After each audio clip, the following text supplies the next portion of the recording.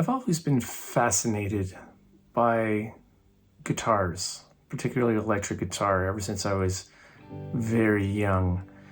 Growing up, in the 80s, rock guitar was still very much a thing. And I think it was kind of permanently imprinted into my DNA, into the music that I listened to and the music that I like to create.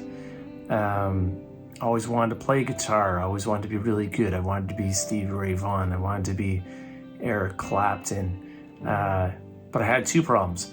One, I didn't have a guitar.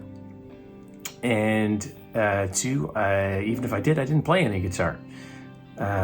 So I went the piano route. And I'm eternally thankful and grateful that I did. My mother taught me how to play. She is probably the single biggest reason that I am still doing music today.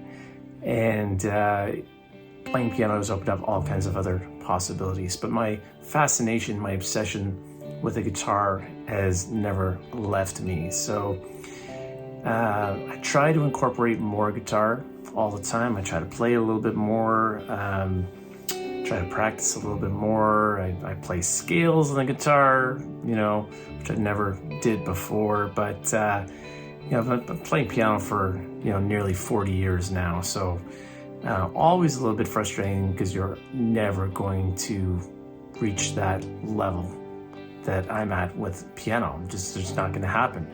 40 years versus, off and on, and not devoting the time and the practice. But I think it's when I discovered artists like Josh Leake, like Andy Othling, Lowercase Noises, of Nick Gambino from Italy, all kinds of artists, Keith Kenneth, then incorporate these, beautiful, often referred to as ambient guitar textures into their music. All those names that I mentioned, by the way, do this far better than I do. But I'm inspired by these people and I'm inspired by these artists. And who knows, maybe you're watching, this channel and you're a piano player or you play another instrument, and maybe I might inspire you to pick up an electric guitar. The tools that are available, through software, innovations, it's just unbelievable, amp emulators, and it really is quite extraordinary. I have one electric guitar. I have an acoustic, which I never play, not a very good one. And, it's a Mexican Strat. It always stays in tune. And I just plug it directly into my interface, and, there's no excuses not to get good sounds. The sounds are already there. So, as you can see, hopefully by my face, I'm feeling better. Last week I looked like a corpse with a hat, so hopefully I look a little bit better today. Feeling much better, feeling like myself. Let's get right to it.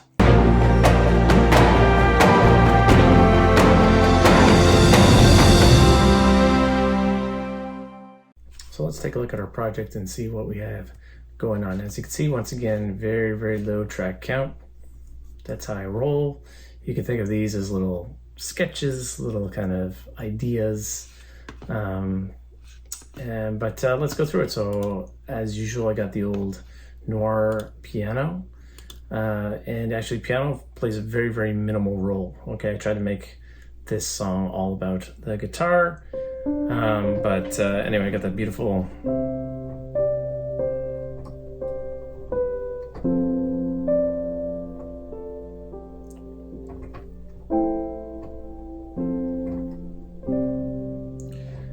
beautiful, beautiful Noir piano. Didn't have the Parkles engine on for this one. There's two piano parts, but really there's just kind of like a little kind of overdub ending there. That's all that is. Then we'll get to the guitar. We'll spend most of the time on the guitar parts, but we'll come back to that. And I got a whole bunch of Neo, Spitfire Audio, Albion Neo going on here. So I have one of their drone sounds. It's called Beautiful Drone. I forget which folder I got this from, but I believe so. It's not from the orchestral folder. I think it's from the Steam pads section. But anyway, let's listen to it.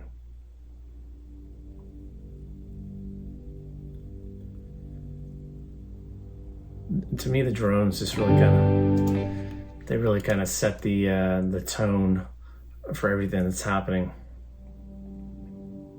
You get a nice passage of stereo sound moving from left to right. So just straight up chords, and a lot of the drones and the Steam pads tend to have kind of built-in swells already. So there's no additional processing done on that whatsoever. And then haven't used the harmonium. I remember somebody on my YouTube channel last long time ago about the harmonium from Neo and how playable it was. This is actually the first time I thought I'd try it out. It's just very, very background. I rolled out a little bit of the low for EQ and threw a whole bunch of reverb at it because I wanted to kind of set it back in the mix. So let's check this out.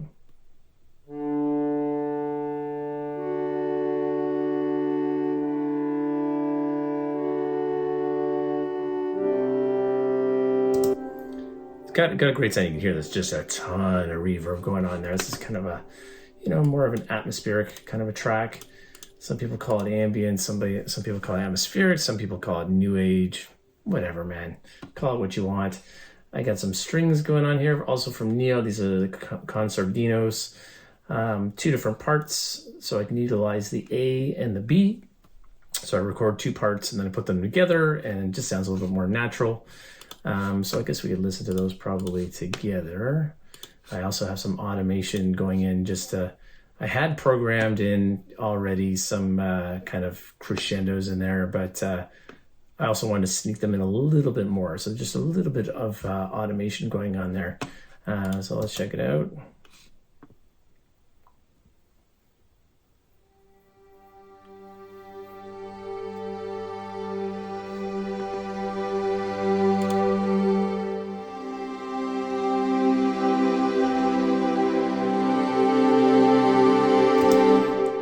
Just glorious sound. So I went with kind of like more of a far sound to kind of fit in with the track. Threw a whole bunch of the built-in reverb from Spitfire Audio in there, and then the expression and dynamics was programmed after the fact using the old Korg Nano control. Yes, I know there's way nicer controllers out there, but I'm cheap. I'm just cheap. I don't know what to tell you. So that is the strings, and then a little bit of cello in there. So that is just Spitfire Audio solo strings, cello, again with some low rolled off in the EQ, ton of reverb, solo instruments, heavy-handed. Got to throw that reverb on there. And I don't think this was one of the specialized patches, just straight up cello patch. And it's just a long, there's a few different ways you can approach the solo strings. You can, so again, I programmed the dynamics and expression after the fact. You could, if you wanted to, assign another controller for vibrato and kind of get that in there, because, the way that string, you always have to think about how does a string player approach this? And, tends to be vibrato kind of as the note goes on, and then the vibrato is released, and it's like one kind of fluid motion. For me, I kind of fool around and get to a point where it's sort of in between, and I kind of leave it in there. Of course, in my head, I'm hearing a real cello player, but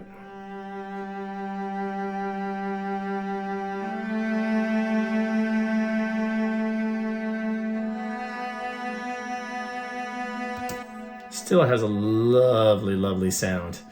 And there's just one note overdubbed just because I want to get a little bit of a longer tail at the end. So that is the same patch. Okay, and that's pretty much it. And then we just have our guitar parts. So what I did was I recorded 3 separate parts. One is kind of the main rhythmic track, which is, I'll talk about the panning in a second. And then there's just one kind of solo part that goes over top of it.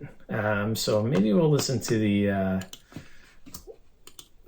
rhythmic part together. What I'll do maybe is I'll pan this dead center, and you can hear what it sounded like initially.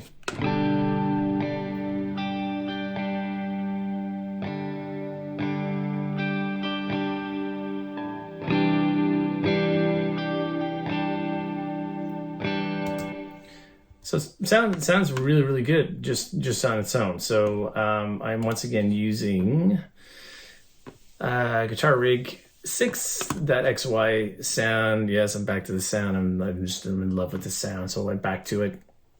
It's just so good.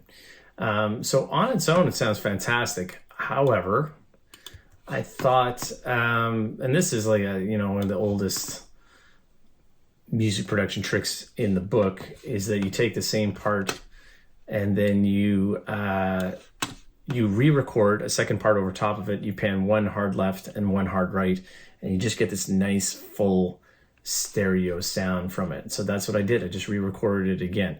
Now you can duplicate that part and you can offset it, but you're gonna get a more natural sound if you record the part twice, pan one hard left, one hard right. Okay, so now you're gonna be able to hear these two together. You can hear how much fuller it sounds. So here we go.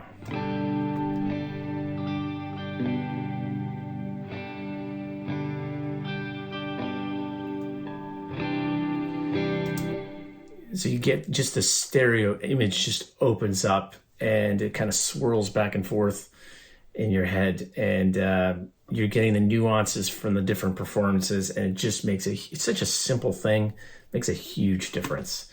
Okay, and then over top of that, I added some incredible solo performances. Now, same thing, I'm a guitar player, so I just have literally just sliding, playing a handful of notes. I approach my guitar parts the same way that I approach my piano playing, in that it's all improvised over top of whatever's going on. So I approach it the same way. So let's play a little bit of what's going on here.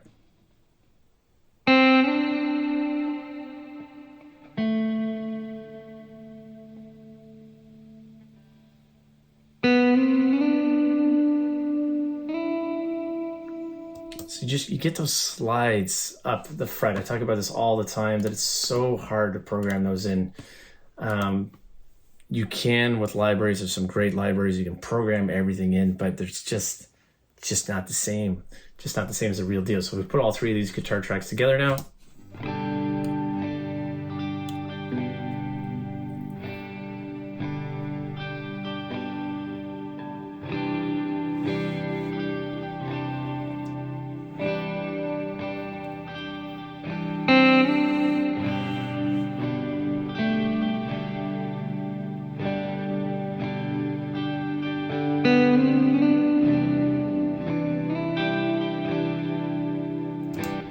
So now you get already, it's just three tracks, but you get this beautiful stereo left, and then you got the solo guitar sitting right in between, and it sounds good. It should, when you're doing this stuff, it should start to sound good. I mix stuff as I go, and that's just how I do stuff.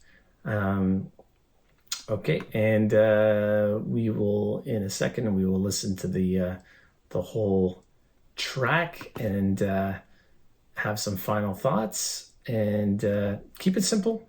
Keep track counts down and use as much or as little as you need to convey whatever idea or emotion you're trying to get across. And that's it, my friends. So we'll listen to it, and we'll take it from there.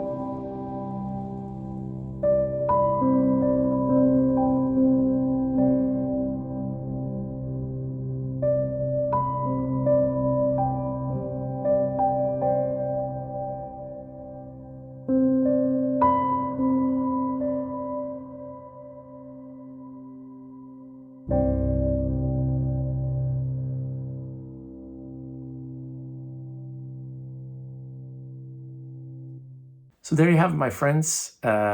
Whatever instruments you got kicking around, mic them up, plug them in, and record them. Who knows? It's just a nice break from always working in a sample-based environment. Actually have, a real instrument with real strings. There's just like a magical kind of connection with it. So whatever you got kicking around the house, just get into it, give her, see what you can do. You don't have to be perfect, do as many takes as you need to. As you can see, very, very, very little going on in this track. And yet I think I was able to convey some kind of emotion. At the end of the day, that's all it's about. Conveying an emotion, conveying an idea. Perfection is something I never, never, never aspire towards.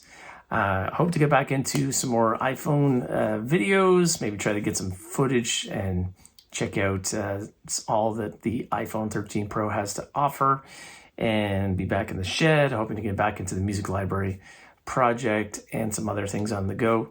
Thanks for sticking around, my friends. Get composing, get writing, get recording, and we'll catch you in the next one.